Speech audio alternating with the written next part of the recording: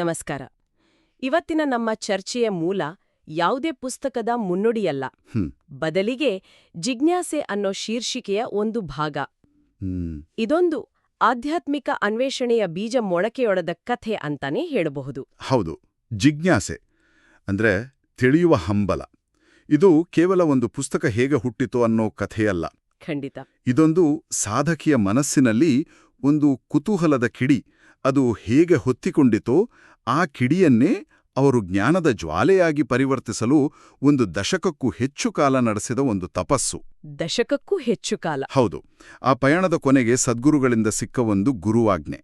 ಇದರ ಬಗ್ಗೆ ಈ ಭಾಗ ಮಾತಾಡುತ್ತೆ. ಹಾಗಿದ್ರೆ ಬನ್ನಿ ಈ ಜಿಜ್ಞಾಸೆಯ ಮೂಲಕ್ಕೆ ಹೋಗೋಣ. ಕಥೆ ಶುರುವಾಗೋದು 1996ರಲ್ಲಿ. ಲೇಖಕರು ಮೊದಲ ಬಾರಿಗೆ ತಮ್ಮ ಸದ್ಗುರುಗಳನ್ನ ಭೇಟಿಯಾಗ್ತಾರೆ. ಆಗ ಅವರಿಗೆ ಒಂದು ವಿಷಯ ತಿಳಿದು ಬಹಳ ಆಶ್ಚರ್ಯ ಆಡತ್ತೆ. ಅದೇನು ಅಂದ್ರೆ ತಮ್ಮ ಗುರುಗಳು ಒಬ್ಬ ಗಾಯತ್ರಿ ಸಾಧಕರು ಅನ್ನೋದು. ಹೌದು. ಈಗ ನಮ್ಗೆ ಕೇಳುವಾಗ ಇದರಲ್ಲಿ ಅಂತಹ ಆಶ್ಚರ್ಯ ಏನಿದೆ ಅನಿಸಬಹುದು. ಆದರೆ ಆ ಕಾಲದ ಪರಿಸ್ಥಿತಿಯನ್ನು ನೋಡಬೇಕು. ಆಗ ಗಣಪತಿ, ಶಿವ, ದತ್ತ, ದೇವಿ ಹೀಗೆ ಬೇರೆ ಬೇರೆ ದೇವತೆಗಳ ಮಂತ್ರ ಜಪಿಸುವರನ್ನ ಅವರು ನೋಡಿದ್ರು. ಹೌದು, ಅದು ಸಾಮಾನ್ಯ. ಸಂಧ್ಯಾವಂದನೆಯ ಭಾಗವಾಗಿ ಗಾಯತ್ರಿ ಮಂತ್ರ ಹೇಳೋದನ್ನು ಕೇಳಿದ್ರು. ಅದು ಒಂದು ನಿತ್ಯ ಕರ್ಮ. ಆದರೆ ತಮ್ಮ ಇಡೀ ಜೀವನವನ್ನೇ, ತಮ್ಮ ಸಂಪೂರ್ಣ ಸಾಧನೆಯನ್ನೇ ಒಂದೇ ಮಂತ್ರಕ್ಕೆ ಅಂದ್ರೆ ಗಾಯತ್ರಿ ಸಾಧನೆಗೆ ಮುಡಿಪಾಗಿಟ್ಟವರನ್ನ ಅವರು ಬಹುಶಃ ಕಂಡಿರ್ಲಿಲ್ಲ. ಕರೆಕ್ಟ್. ಆ ವ್ಯತ್ಯಾಸ, ಆ ಸೂಕ್ಷ್ಮವಾದ ವ್ಯತ್ಯಾಸವೇ ಅವರಲ್ಲಿ ಮೊದಲ ಕುತೂಹಲದ ಕಿಡಿಯನ್ನ ಹೊತ್ತಿಸಿದ್ದು. ಸೊ ಇಲ್ಲಿಂದಲೇ ಪ್ರಶ್ನೆಗಳ ಸರಮಾಲೆ ಶುರುವಾಗುತ್ತೆ.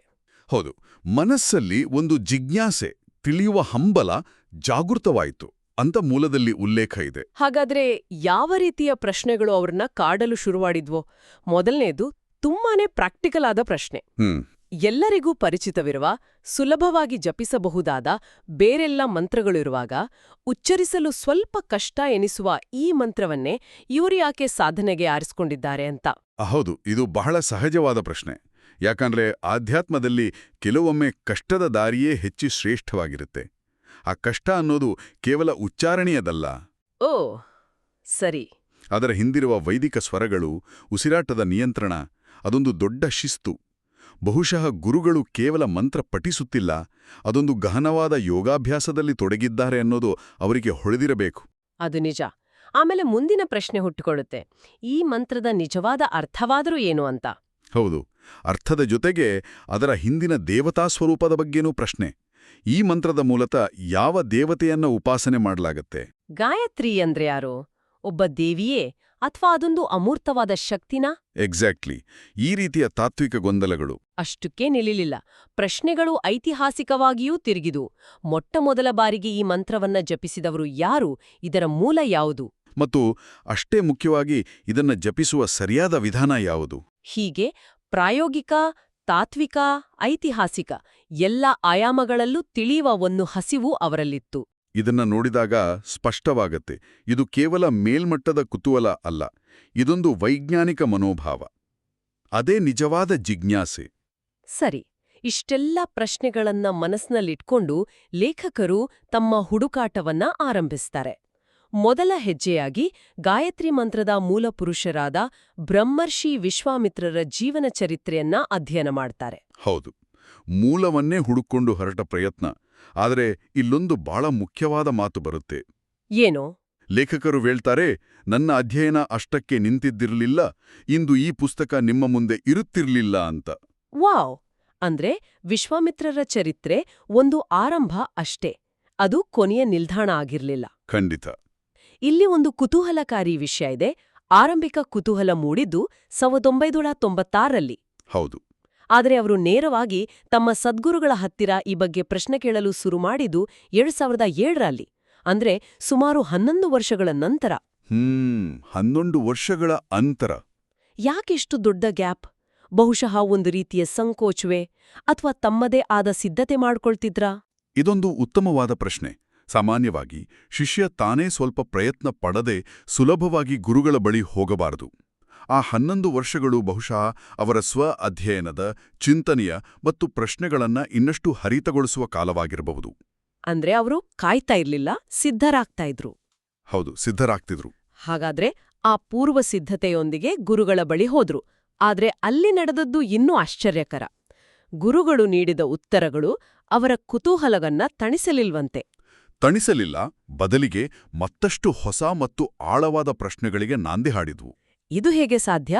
ಉತ್ತರ ಸಿಕ್ಕ್ರೆ ಸಮಾಧಾನ ಆಗ್ಬೇಕಲ್ವಾ? ಶ್ರೇಷ್ಠ ಗುರುಗಳು ಮಾಡೋದೇ ಇದನ್ನ. ಅವರು ಕೇವಲ ಮಾಹಿತಿಯನ್ನ ನೀಡೋದಿಲ್ಲ, ಅವರು ಶಿಷ್ಯನ ಚಿಂತನೆಯನ್ನ ಪ್ರಚೋದಿಸ್ತಾರೆ. ಒಂದು ಸರಳ ಉತ್ತರ ವಿಚಾರದ ಬಾಗಿಲನ್ನ ಮುಚ್ಚಿಬಿಡುತ್ತೆ. ಓ, ಆದ್ರೆ ಒಂದು ಗಹನವಾದ ಉತ್ತರ 10 ಹೊಸ ಬಾಗಿಲುಗಳನ್ನ ತೆರೆಯುತ್ತೆ.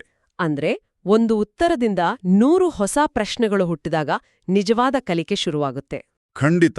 ಗುರುಗಳ ಉತ್ತರಗಳು ಒಂದು ರೀತಿಯಲ್ಲಿ ವೇಗವರ್ಧಕಗಳಂತೆ ಕೆಲಸ ಮಾಡುದು. ಆ ನಂತರ ಲೇಖಕರು ಗಾಯತ್ರಿ ಮಂತ್ರಕ್ಕೆ ಸಂಬಂಧಿಸಿದ ಪುಸ್ತಕಗಳನ್ನು ಕೊಂಡು ಓದಲು, ಟಿಪ್ಪಣಿ ಮಾಡಿಕೊಳ್ಳಲು ಶುರು ಮಾಡ್ತಾರೆ. ಒಂದು ವ್ಯವಸ್ಥಿತವಾದ ಸಂಶೋಧನೆ ಶುರುವಾಯಿತು. ಹೌದು. ಇದೇ ಸಮಯದಲ್ಲಿ ಅವರಲ್ಲಿ ಮತ್ತೊಂದು ತೀವ್ರವಾದ ಬಯಕೆ ಮೂಡುತ್ತೆ. ಅದೇನು? ಅದು ತಮ್ಮ ಗುರುಗಳ ಸಾಧನಾ ಜೀವನದ ಬಗ್ಗೆ ಇನ್ನಷ್ಟು ವಿಸ್ತಾರವಾಗಿ ತಿಳಿಬೇಕು ಅನ್ನೋದು. ನೋಡಿ, ಪಯಣ ಹೇಗೆ ತಿರುವು ಪಡೀತಾ ಇದೆ. ಹೌದು. ಗಾಯತ್ರಿ ಮಂತ್ರದ ಬಗ್ಗೆ ತಿಳಿಯಲು ಹೊರಟ ಹುಡುಕಾಟ ಈಗ ಗಾಯತ್ರಿ ಸಾಧಕರಾದ ತಮ್ಮ ಗುರುವಿನ ಬಗ್ಗೆಯೇ ತಿಳಿಯುವತ್ತು ಹೊರಳಿತು. ಏನು ಎಂಬ ಪ್ರಶ್ನೆ ಯಾರು ಎಂಬ ಪ್ರಶ್ನೆಗೆ ದಾರಿ ಮಾಡಿಕೊಡ್ತು. ಮಂತ್ರದ ಹಿಂದಿನ ಮನುಷ್ಯನನ್ನು ಅರಿಯುವ ಪ್ರಯತ್ನ. ಈ ಬಯಕೆಗೆ ಒಂದು ಸುಂದರವಾದ ಫಲ ಕೂಡ ಸಿಕ್ತು. ಸದ್ಗುರು ದರ್ಶನ ಅನ್ನೋ ಕೃತಿ ಸಿದ್ಧವಾಯಿತು. ಹೌದು, ಇದು ಅವರ ಅಧ್ಯಯನದ ಮೊದಲ ಮೂರ್ತ ರೂಪ. ಮತ್ತು ಇಲ್ಲಿ 2011ರಲ್ಲಿ ಈ ಕಥೆಯ ಅತ್ಯಂತ ಪ್ರಮುಖ ಘಟನೆ ನಡೆಯುತ್ತೆ. ಸದ್ಗುರು ದರ್ಶನ ಕೃತಿ ಸಿದ್ಧವಾದ ಆ ಸಂದರ್ಭದಲ್ಲಿ ಸ್ವತಃ ಗುರುದೇವರು ಲೇಖಕರಿಗೆ ಒಂದು ಆಜ್ಞೆಯನ್ನ ಮಾಡ್ತಾರೆ. ಆ ಆಜ್ಞೆ ಏನೆಂದ್ರೆ, ಗಾಯತ್ರಿ ಮಂತ್ರದ ವಿಷಯದ ಕುರಿತು ಸಂಶೋಧನೆ ನಡೆಸಿ ಒಂದು ಪುಸ್ತಕವನ್ನು ಬರೆಯಬೇಕು ಎಂಬುದು. ಇದು ಕೇವಲ ಒಂದು ಸೂಚನೆಯಾಗಿರಲಿಲ್ಲ, ಅದೊಂದು ಗೌರವಯುತವಾದ ಆದೇಶವಾಗಿತ್ತು ಅಂತ ಮೂಲದಲ್ಲಿ ಉಲ್ಲೇಖ ಇದೆ. ಅಂದ್ರೆ ಶಿಷ್ಯೆಯ ಸಾಮರ್ಥ್ಯದ ಮೇಲೆ ಗುರು ಇಟ್ಟ ನಂಬಿಕೆ ಅದು. ಹೌದು ಹೌದು. 1996ರಿಂದ 2011ರವರೆಗೆ, ಅಂದ್ರೆ ಸುಮಾರು 12 ವಸಂತಗಳ ಕಾಲ, ಲೇಖಕರು ನಡೆಸಿದ ಆ ವೈಯಕ್ತಿಕ ಜಿಜ್ಞಾಸೆ ಮತ್ತು ಸಾಧನಾಧ್ಯಯನ ಅವರನ್ನ ಈ ದೊಡ್ಡ ಜವಾಬ್ದಾರಿಗೆ ಸಿದ್ಧಗೊಳಿಸಿತ್ತು. ಅದೊಂದು ರೀತಿಯಲ್ಲಿ ಜ್ಞಾನ ತಪಸ್ಸು. ಹೌದು. ಸದ್ಗುರು ದರ್ಶನ ಕೃತಿಯನ್ನ ಪೂರ್ಣಗೊಳಿಸಿದಾಗ ಈ ಶಿಷ್ಯೆ ಇಂಥ ಒಂದು ಗಹನವಾದ ವಿಷಯದ ಬಗ್ಗೆ ಬರೆಯಲು ಪಕ್ವವಾಗಿದ್ದಾರೆ ಅಂತ ಗುರುಗಳಿಗೆ ಮನವರಿಕೆ ಆಗಿರಬೇಕು. ಅಂದ್ರೆ ಅವರದ್ದೇ ಕುತೂಹಲಕ್ಕೆ ಶುರುವಾದ ಅಧ್ಯಯನ ಈಗ ಗುರುವಿನ ಆಜ್ಞೆ ಮೇರೆಗೆ ಒಂದು ಸಾರ್ವಜನಿಕ ಕಾರ್ಯವಾಗಿ ಬದಲಾಯಿತು. ವೈಯಕ್ತಿಕ ಹುಡುಕಾಟ ಈಗ ಸಾರ್ವತ್ರಿಕ ಜವಾಬ್ದಾರಿಯಾಯಿತು. ನಿಖರವಾಗಿ. ಗುರುಗಳು ಆಜ್ಞೆ ಮಾಡುವ ಮೊದಲು ಶಿಷ್ಯೆಯನ್ನ ಪಕ್ವಗೊಳಿಸಿದರು. ಕೊನೆಗೂ ಲೇಖಕರ ಹಲವು ವರ್ಷಗಳ ಅಧ್ಯಯನ, ಅವರ ತೀವ್ರವಾದ ಜಿಜ್ಞಾಸೆ ಮತ್ತೆ ಮುಖ್ಯವಾಗಿ ಗುರುಗಳ ಕೃಪಾಶೀರ್ವಾದದಿಂದ ಒಂದು ಅದ್ಭುತವಾದ ಪುಸ್ತಕದ ರೂಪವನ್ನ ಪಡೀತಾ ಇದೆ. ಅದೇ ಗಾಯತ್ರಿ ಚೈತನ್ಯ. ಹೌದು. ಮತ್ತು ಈ ಕೃತಿಯನ್ನ ಸಮಷ್ಟಿ ಸೇವೆಗೆ, ಅಂದ್ರೆ ಸಮಾಜದ ಒಳಿತಿಗಾಗಿ ಅರ್ಪಿಸುತ್ತಿರೋದಕ್ಕೆ ಲೇಖಕರಿಗೆ ಅತ್ಯಂತ ಹೆಚ್ಚು ಆತ್ಮತೃಪ್ತಿ ಸಿಕ್ಕಿದೆ ಅಂತ ಅವ್ರು ಹೇಳ್ತಾರೆ. ಆ ಪಯಣ ಸಾರ್ಥಕವಾದ ಕ್ಷಣ. ಹೌದು. ತನ್ನ ಜ್ಞಾನವನ್ನ ತನ್ನಲ್ಲೇ ಇಟ್ಟುಕೊಳ್ಳದೆ ಅದನ್ನ ಜಗತ್ತಿಗೆ ಹಂಚುವುದರಲ್ಲಿ ಸಿಗುವ ಸಂತೃಪ್ತಿಗಿಂತ ದೊಡ್ಡದು ಮತ್ತೊಂದಿಲ್ಲ. ಮತ್ತು ಅತ್ಯಂತ ವಿನಮ್ರತೆಯಿಂದ ಲೇಖಕರು ಈ ಕೃತಿಯನ್ನ ತಮ್ಮ ಗುರುಗಳಾದ ಸಮರ್ಥ ಸದ್ಗುರು ಶ್ರೀ ವಲ್ಲಭ ಚೈತನ್ಯ ಮಹಾರಾಜರ ಪಾದಪದ್ಮಗಳಲ್ಲಿ ಭಕ್ತಿಪೂರ್ವಕವಾಗಿ ಸಮರ್ಪಿಸಿದ್ದಾರೆ. ಹೌದು.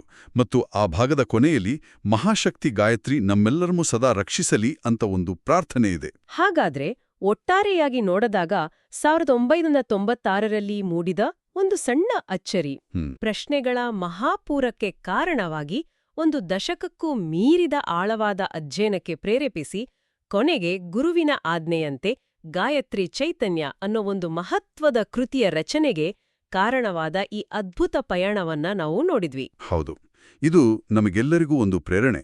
ನಮ್ಮ ಮನಸ್ಸಿನಲ್ಲಿ ಮೂಡುವ ಒಂದು ಸಣ್ಣ ಕುತೂಹಲದ ಕಿಡಿಯನ್ನ ನಾವು ಕಡೆಗಣಿಸಬಾರದು. ಅದನ್ನ ಶ್ರದ್ಧೆಯಿಂದ ಪೋಷಿಸಿದ್ರೆ ಅದು ಹೇಗೆ ಒಂದು ಸಾರ್ಥಕ ಸೃಷ್ಟಿಗೆ ದಾರಿ ಮಾಡಿಕೊಡಬಲ್ಲದು ಅನ್ನೋದಕ್ಕೆ ಈ ಜಿಜ್ಞಾಸೆಯ ಪಯಣವೇ ಒಂದು ಉತ್ತಮ ಉದಾಹರಣೆ. ಈ ಚರ್ಚೆಯ ಕೊನೆಯಲ್ಲಿ ಒಂದು ಆಲೋಚನೆಯನ್ನ ಬಿಟ್ಟು ಹೋಗುವುದಾದ್ರೆ, ಈ ಪಯಣದ ಸ್ವರೂಪ ಇದೆಯಲ್ಲ, ಅದು ಬಹಳ ವಿಶಿಷ್ಟವಾಗಿದೆ. ಹೇಗೆ? ಗಾಯತ್ರಿ ಮಂತ್ರದ ಏನು ಎಂಬುದನ್ನ ತಿಳಿಯಲು ಹೊರಟಾಗ ಅದು ಮೊದಲು ಅವರನ್ನ ಯಾರು ಅಂದ್ರೆ ತಮ್ಮ ಗುರುವಿನ ಜೀವನ ಚರಿತ್ರೆಯನ್ನ ಬರೆಯುವತ್ತ ಕರೆದೊಯ್ತು. ಹೌದು. ಅದು ಸದ್ಗುರು ದರ್ಶನ ಆಯಿತು. ಮತ್ತು ಆ ಯಾರು ಎಂಬುದರ ಅನ್ವೇಷಣೆ ಪೂರ್ಣಗೊಂಡಾಗ ಮತ್ತೆ ಮೂಲ ವಿಷಯವಾದ ಗಾಯತ್ರಿ ಮಂತ್ರದ ಏನು ಎಂಬುದರ ಬಗ್ಗೆಯೇ ಬರೆಯುವ ಆಜ್ಞೆ ಸಿಕ್ತು. ಹಾಗಾದರೆ ಇದರ ಒಳಾರ್ಥ ಏನು? ಜ್ಞಾನದ ಹಾದಿ ಯಾವತ್ತಾದರೂ ನೇರ ರೇಖೆಯಾಗಿರುತ್ತದೆಯೇ? ಅಥವಾ ಏನು ಎಂಬುದನ್ನ ತಿಳಿಯಲು ಯಾರು ಎಂಬುದನ್ನ ಅರ್ಥಮಾಡಿಕೊಳ್ಳಲೇಬೇಕಾದ ಇಂತಹ ಒಂದು ಸುಂದರ ವೃತ್ತಾಕಾರದ ಪಯಣವೇ ನಿಜವಾದ ಜ್ಞಾನಮಾರ್ಗವೇ? ಬಹುಶಃ ಜ್ಞಾನ ಅನ್ನೋದು ನೇರ ರಸ್ತೆಯಲ್ಲ, ಅದೊಂದು ಸುಂದರವಾದ ಸುರುಳಿಯಾಕಾರದ ಹಾದಿ. ಏನಂತೀರಾ?